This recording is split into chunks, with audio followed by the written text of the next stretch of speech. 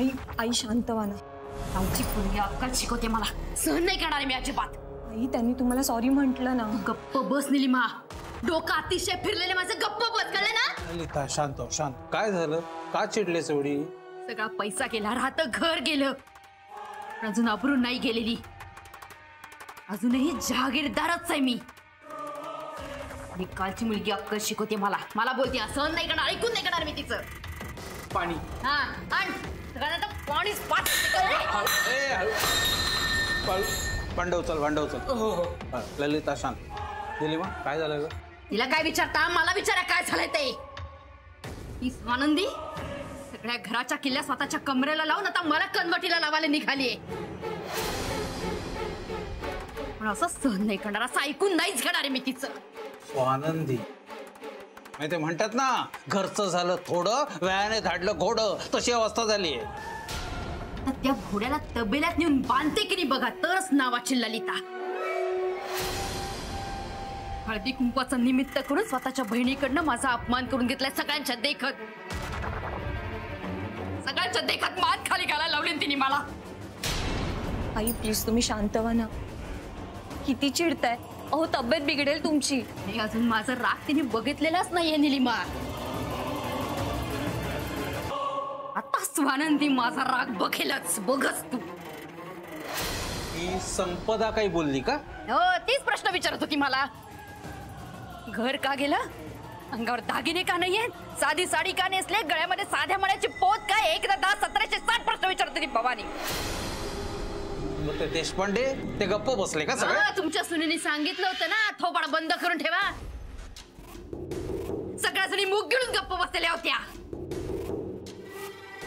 आई त्या बोलायला तयार होत्या, पण संपदा कोणाचंच ऐकायला तयार नव्हती बाबा. त्या बोलण्याला साधा बोलणं म्हणतात का निलिमा? एवढंच होतं तर संपदाच्या मुस्कटात का नाही हाणलं त्यांनी, पण नाही. एक अब्रू काय ती शिल्लक राहिलेली आहे फक्त. ती सुद्धा स्वानंदी घालवायला निघाली.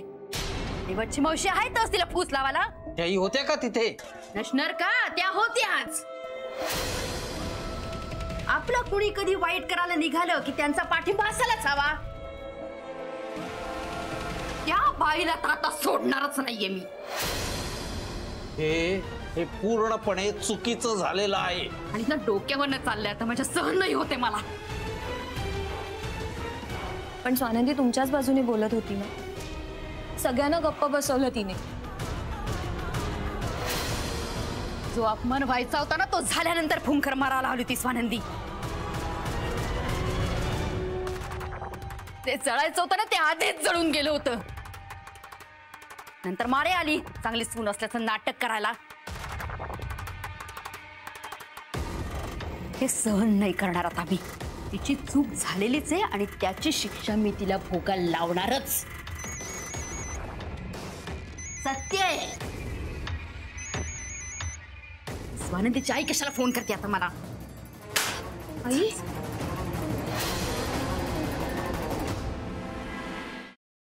Paneer mushroom stick with barbecue sauce करण्यासाठी लागणारे साहित्य: किसलेलं गाजर, उकडलेला बटाटा, पनीर, तांदूळाचं पीठ, रवा, मटार, मशरूम, कोबी, मीठ, मिरची, कोथिंबीर आणि बार्बेक्यू सॉस. कृती: प्रथम एका बाउलमध्ये किसलेलं गाजर, उकडलेला बटाटा, कुस्करलेलं पनीर, मटार, मशरूम, हिरवी मिरची, कोथिंबीर, कोबी, मीठ आणि तांदूळाचं पीठ घालून सर्व एकजीव करून घ्यावं. तयार मिश्रणाच्या स्टिक बनवून रव्यामध्ये घोळवून गरम तेलात तळून घ्याव्यात आणि सर्व्ह कराव्यात.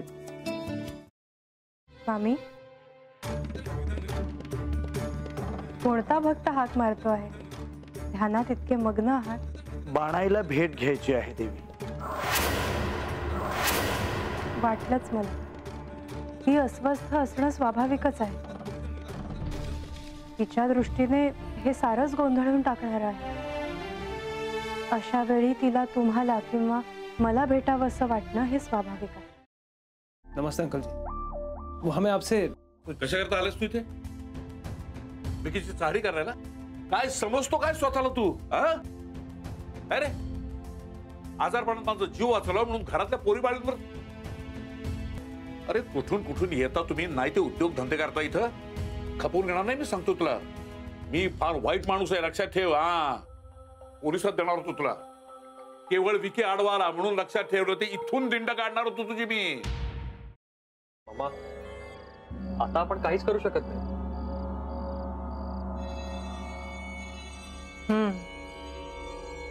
पण आर्चिस, हे असं कसं शक्य आहे? आपण तर सगळे आवाज रेकॉर्ड केले होते ना, राईट?